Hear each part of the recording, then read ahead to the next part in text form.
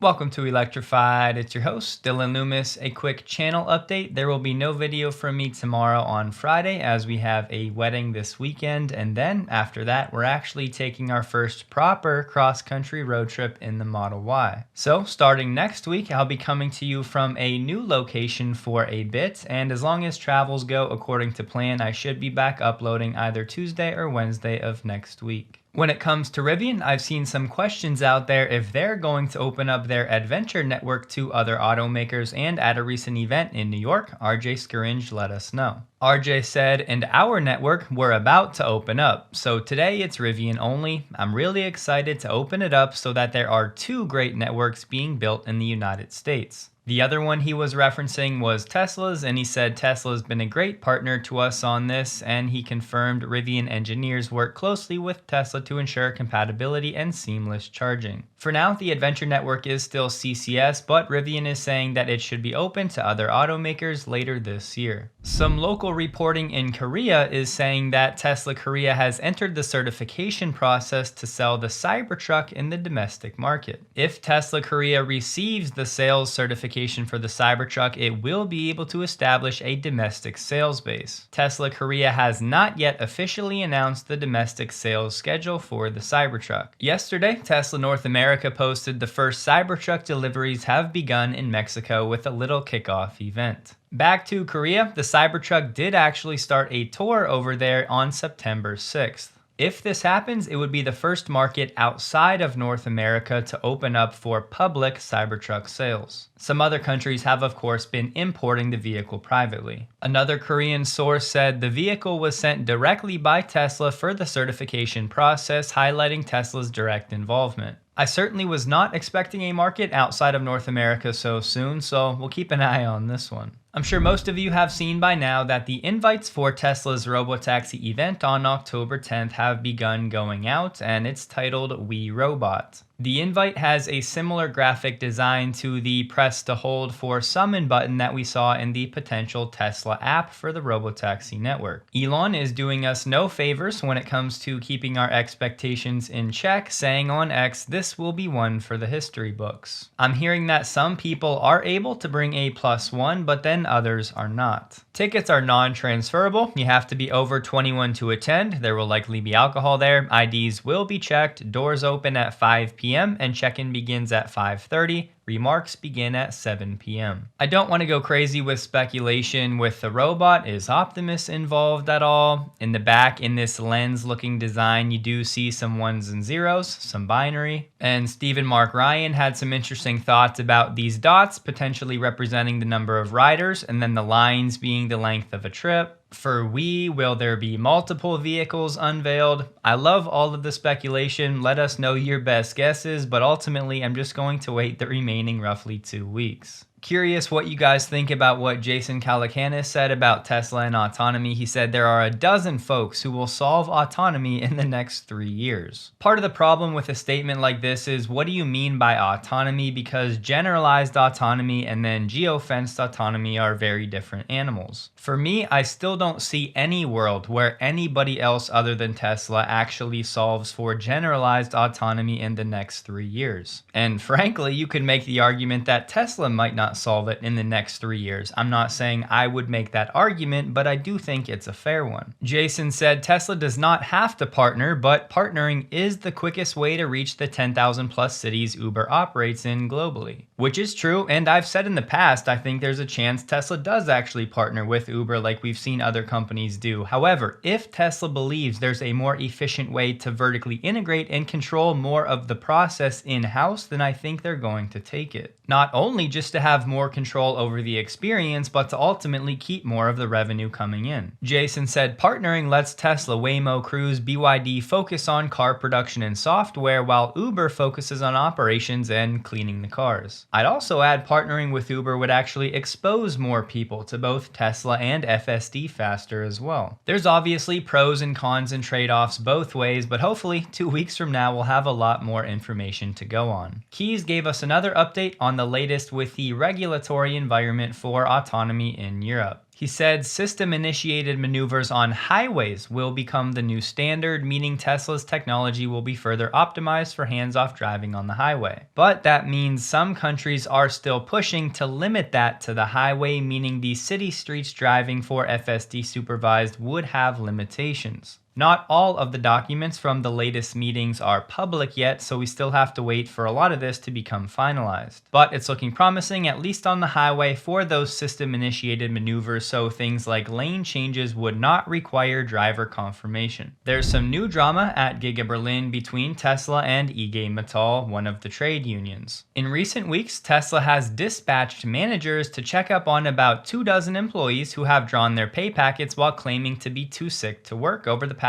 9 months. They're saying it's not uncommon for more than 15% of the plant's workforce to be absent because of an illness, and on occasion the rate has been above 30%. Naturally, the union is arguing that this stems primarily from stress, overwork, and a culture of fear. But Andre Thierig, Tesla's plant manager, claimed some workers were taking advantage of Germany's generous labor protection laws and were unnecessarily calling in sick. In his analysis, some phenomena have become obvious. On Fridays and late shifts, about 5% more employees take sick leave than on other weekdays. It suggests that the German social system is being exploited to some extent. Thierig said the company had identified about 200 members of staff who were still being paid but had not turned up for work at all this year. They submit a new sick note from the doctor at least every 6 weeks. And finally, he insisted that the home visits were common practice in the industry and the firm just wanted to appeal to the employees' work ethic. That just reiterates the fact that optimists cannot come soon enough. Also at Giga Berlin, Tesla has begun the next phase of the expansion. They're working on a construction road that'll be used to transport materials and alleviate traffic on nearby public roads. But get this, the clearing of the forest for this phase was under police protection because, you guessed it, those protesters in the camp are still there. The reason given for Tesla starting to clear some of these trees in the middle of the night was that it allowed the workers to get machinery on site and begin operations without delay. For the protesters, the police have indicated they will not evict them as long as the demonstrations remain peaceful. Axios just put out some data saying that overall, 49 out of every 100,000 insured cars are stolen every year. By contrast, only 1 out of every 100,000 insured Tesla Model 3s was stolen. When it comes to United States thefts, the GMC Sierra was the #1 most stolen vehicle with 227 per 100,000. The lowest theft claims come from versions of the Tesla Model 3 and the Model Y. Even as the volume of EV thefts has increased over time, it's still extremely low in comparison to gas-powered vehicles. The two reasons they gave: 1, the technology in EVs is not yet common knowledge for the thieves, and 2, oftentimes EVs are parked in a garage or kept near the home for charging purposes, which makes them harder to steal. Plus, if thieves were smart, they would know about things like Sentry Mode and Tesla's ability to track the vehicle from the mobile app and all of the other safety features. Bloomberg NEF, in partnership with the Smart Freight Center, just put out a pretty detailed report on the electric semi-market around the world. Zero-emission truck sales were close to 38,000 units globally in the first half of 2024 and are set to be over 1.5% of total sales in 2024. But sales in China account for more than 80% of global volume, with adoption approaching 5.5% in the first half of 2024. In Europe, sales are concentrated in a handful of countries, while the US market shows only limited market growth. Encouragingly, battery electric trucks accounted for more than 90% of zero-emission medium and heavy truck sales in the first half of the year. The rest are primarily fuel cell trucks that have been mostly sold in China, where subsidies and availability of hydrogen fuel have supported the market. They said electric trucks are quickly becoming economically competitive to equivalent diesel vehicles, starting with shorter routes. Even before 2030, heavy-duty long-haul battery trucks can also reach total cost of ownership parity. Bear in mind, they're using data for all electric trucks, so if Tesla was singled out, they clearly have the best efficiency, so the numbers would be different. China and the United States are by far the largest truck markets globally, globally, accounting for between 17 and 22% of total 2023 and first half 2024 sales. Just so you know, in the report, they account for medium and heavy-duty commercial vehicles and exclude light-duty commercial vehicles like delivery vans and buses. The global truck fleet, including medium and heavy-duty trucks, exceeded 83 million vehicles in 2023,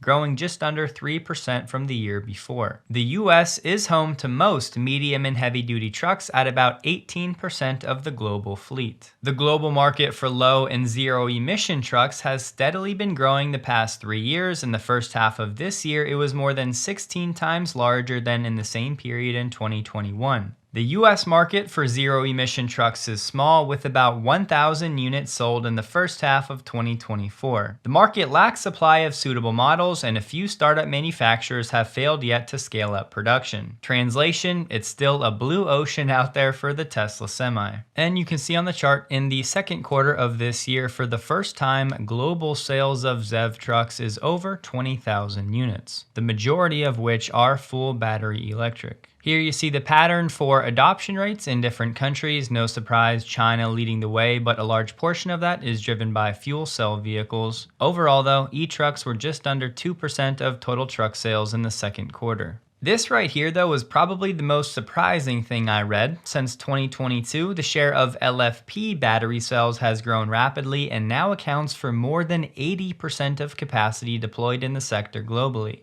You would think that higher density chemistries like NMC or NCA would be used more often, but apparently that's not the case. It's a very in-depth report. I'll have the whole thing linked below if you want to check it out, but clearly the market is still in its infancy. Progress is being made, but so much opportunity up for grabs. One of the most frustrating things for me recently has been the realization that, by and large, the media has become narrative pushers rather than fact presenters. If this reality is as frustrating to any of you as it is to me, I would strongly encourage you to check out Ground News. They do sponsor the channel, but the truth is this fight against narrative pushers is far bigger than just my channel. Ground News is out to fix our broken media ecosystem by not using manipulative algorithms. They're affiliated with precisely 0 corporate media or tech companies, and you can access breaking news on the go with their mobile app in addition to their website and browser extension. And you can check them out at ground.news/electrified, which is linked below. Lately, I find myself using the My News bias a lot more often. Here's a snapshot of the past week for me. I realized only 6% of the articles I read were local, and local reporters usually have the best on-the-scene reporting, so that's an action item for me going forward. Even if you don't like politics like myself, I believe it's our duty to be informed and to vote. Ground News is hands down my favorite way to achieve this because you can instantly see the political bias of each source with these tags, as well as who owns each source, which can tell us a lot. Plus, the blind spot feature is as critical as ever, showing stories disproportionately reported by both sides. I know many of you have already signed up for the Ground News Vantage plan, which is the one to get unlimited access, and here are just a few messages from you guys I've seen as of late. So if you haven't already and you'd like to support a company doing what I believe to be crucial work, you can get 40% off the Vantage plan at ground.news/electrified, or you can use the QR code right on the screen. It looks like Sawyer got a message that Tesla has launched yet another virtual power plant, this time with the Los Angeles Department of Water and Power, the largest municipal utility in the US. In the communication Tesla sent out, join the VPP now to earn up to $350 per Powerwall in your first full year of participation. On the Tesla shop, you'll find a new wireless portable charger for $130 that allows you to charge up to 2 Qi-enabled devices at the same time. It's magnetic with wireless charging and has a 5,000 milliamp hour capacity. You're definitely paying a premium, but they do look pretty cool and you can charge them in your Tesla. AI Driver just put out a video with some new Actually Smart summon clips, so want to share a highlight. The way that this version is seemingly able to predict the intention of other drivers is just seriously next level.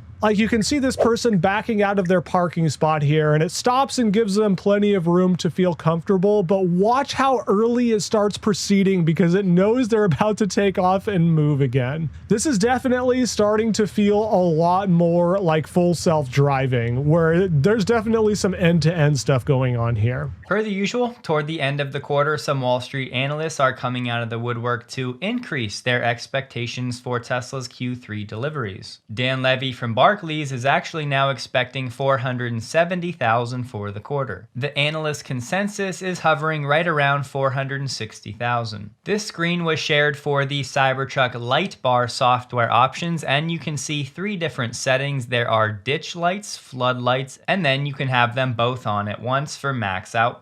The ditch lights increase the light on the side so you can see off the side of the road, and the floodlights focus the light on the center so you can see puddles and things ahead of you. There are some third-party light bars out there, but as far as I know, they don't get access to that software control. I'll just put one fact for you, which I think really underscores why the current EV tariff negotiations in Europe are so important. Almost 60% of all Chinese EV global exports are actually going today to Europe. That's why the current negotiations in Brussels over the higher tariffs are so tense and really still just heating up right now. Those duties, those tariffs, could be as high as about 35%, on addition to the 10% tariffs that are already existing. The breaking news today is that we understand the EU and China will continue negotiations, even as the EU looks to perhaps pass through these tariffs as soon as the beginning of next month. What is missing is the affordable supply of electric vehicles in Europe by European manufacturers. Rivian is now doing its best Sentry Mode impersonation with what they're calling Gear Guard Live. They said you can now see what's happening in and around your vehicle from almost anywhere, right from the palm of your hand through the Rivian mobile app. Hungary has a new subsidy scheme to encourage mass adoption of battery storage. However, they're starting from a very small base. They have about 40 megawatt hours of battery storage on the grid, but they're looking to bump that up to over 1.3 megawatt hours over the next few years. A huge jump, but still quite small given that some projects around the world are bigger than this number alone. The prime name that Toyota has been using for some plug-in hybrids is going away, starting with 2025 model years. Instead, they're just going to call these vehicles plug-in hybrids. The blue halo is also going away. Jeep is now going to consider traditional hybrids as a more cost-effective alternative to plug-ins and full electrics. They'll focus on these HEVs in a range of segments because the technology does not require the costly batteries used in plug-ins and EVs. Between plug-in and HEV, there's quite a bit of associated cost as we have the engine and a fairly good-sized battery within the plug-in hybrid. For reference, those costly HEV batteries, the average size of a battery for last year in an HEV was about 1.3 kilowatt hours. Translation, Jeep still has no idea how to have a cost-effective electric supply chain. As I keep saying over and over, these EV supply chains for these legacy OEMs are not going to build themselves. Eventually, they're going to have to take the step and work through the hard challenges. The longer they put it off and use these hybrids as a crutch to maintain profitability, the more it's going to hurt years into the future. And yeah, it's probably going to take a while because consumers are, for whatever reason, loving the hybrid options right now, but that's not going to last forever the way I see it. It's not just cars, trucks, bikes, and boats, but we also have excavators and bulldozers that are also being electrified. This company, Fortescue, just signed a $2.8 billion deal that includes the purchase of 360 autonomous battery electric haul trucks. The 240-ton haul trucks and the dozers will use electric power and propulsion systems developed by Fortescue, and they'll also supply the hundreds of giant batteries needed for the machines. They said it's an important step to eliminate emissions from our Australian iron ore operations by the end of the decade. The announcement came the same day that Fortescue also announced an agreement to develop battery electric trains with Australia's Downer, which will eliminate emissions on the lengthy routes from mines to port. And Fortescue also developed a fast charging solution which can provide up to 6 megawatts of power and charge the current battery electric T264 in just 30 minutes. The CEO of Fortescue said, "We have more than 200 autonomous trucks across our mine sites traveling the equivalent of 2 trips to the moon and back each month." Cox Automotive just put out its Q3 report for this year for the US. I like this chart showing the Fed funds rate the past 20 years because you can see despite the recent rate cuts, we're still near the highs of the last 20 years. For the dealer sentiment this quarter, the political climate is now a more important factor that's holding back business, having an 8% jump quarter over quarter. Looking at OEM performance, we'll focus on the year-to-date column. You can see that Tesla is down 7.3% for the year. The only brand on this list doing worse is Stellantis, down 17.3%. When it comes to the EV market share, it looks like we're going to come in just shy of 9% for Q3. And compared to Q3 of last year, we're looking at an 8% growth rate year over year. It's pretty clear from the end of last year, the EV market share really has been stagnant. I guess a silver lining though would be ICE sales are now down to 81.6%, whereas in 2021, they were still up around 93%. But it's the hybrid electric vehicles that are growing a bit faster than the fully electric. If you're wondering why the EV growth is stagnating, well, this is a huge part for the US market. The average transaction price for a new EV in August was $56,500. The South China Morning Post reported that the Chinese automakers are finally turning the page when it comes to autonomy and making sure their latest vehicles have the best technology. We've said in the past, to date, BYD really has not done very much on the autonomous front. But now the expectation is there will be around 1 million EVs in China that'll have level 3 capabilities by 2026. And companies like BYD and Li Auto have launched new models with ADAS software with level 3 capability, but Beijing has yet to approve the use of level 3 and higher.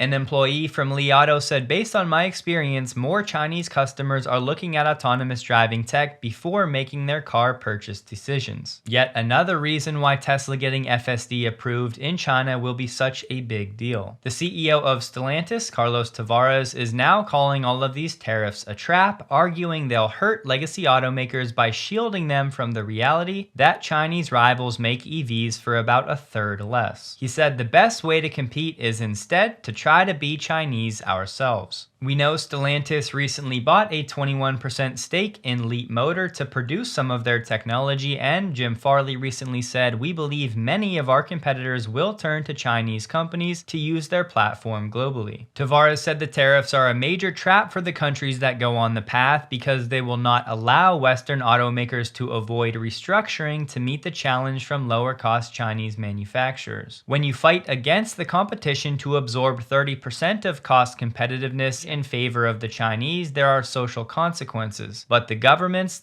of Europe, they don't want to face that reality right now. He said, "We're not talking about a Darwinian period, we are in it." Adding the price battle with Asian rivals would be very tough. What Carlos meant about being Chinese, he said it means instead of being purely defensive vis-a-vis the Chinese offensive, we want to be part of the Chinese offensive. I think he's right about the tariff trap though. It's just going to kick the can down the road and give these automakers time to drag their feet when it comes to transitioning to fully electric and figuring out how to do so in a cost-effective manner. Reason being, it may give these companies a few years, but these Chinese are quickly looking to set up local manufacturing across the EU and in Mexico. So there are definitely ways around these tariffs, and let's not forget we have all of these CO2 targets around the world that are set to kick in over the next 5 to 10 years. Ford has just announced a new version of its hands-free Blue Cruise. Based on internal testing, Blue Cruise 1.4, the latest version, will stay engaged in hands-free mode on average 5 times longer than the most recent version. They've added enhancements that automatically and smoothly adjust the vehicle's speed and curves. There's greater in-lane stability unlocked by an all-new motion controller, which means less ping-ponging in the lanes, and longer hands-free engagement in inclement weather like rain or direct sun. It'll be available on select 2025 Ford and Lincoln vehicles from the factory, and additional vehicles to follow. It'll roll out via a software update to select vehicle lines in the future. Tesla stock closed the day at $254 $2.22, down 1.09%, while the Nasdaq was up 0.6%. It was a normal volume day, trading about 11 million shares below the average volume the past 30 days. Don't forget to check out Ground News linked below. Grab that 40% off if you want to push back against all of these manipulative algorithms. And remember, the next video from me should be Tuesday or Wednesday next week, depending on how the travel goes.